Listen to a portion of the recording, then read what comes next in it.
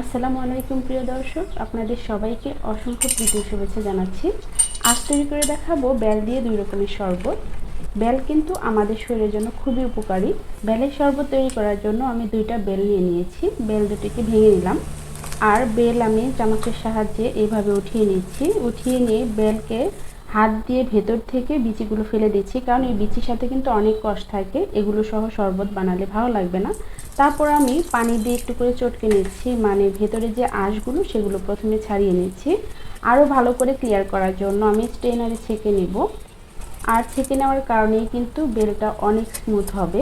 যখন ছেঁকে নেওয়া হয়ে গিয়েছে, আমি একটা ব্লেন্ডারে এখান থেকে 1 গ্লাস পরিমাণ বেলের রস দিয়ে দিচ্ছি, মানে বেল দিয়ে দিচ্ছি। তারপর এখানে 1 টেবিল চামচ চিনি দিয়ে দিলাম, তারপর ব্লেন্ড করে নিয়েছি। তারপর আমি ওই একই ব্লেন্ডারে আরও 1 গ্লাস পরিমাণ দিয়ে দিলাম বেল, আর 1 গ্লাস দিয়ে দিচ্ছি লিকুইড মিল্ক, আর 1 টেবিল চামচ দিয়ে দিচ্ছি চিনি।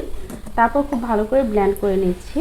আর বেলটা কিন্তু অনেক মিষ্টি, আর চিনিটা অবশ্যই আপনাদের পছন্দ মতো দিয়ে দিবেন। তারপর আমি পরিবেশন করার জন্য গ্লাসে বরফ টুকরো দিয়ে দিচ্ছি।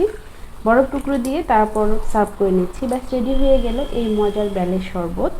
প্রচণ্ড গরমে এই বেলের শরবত নিমিষেই কিন্তু প্রশান্তি নিয়ে আসে।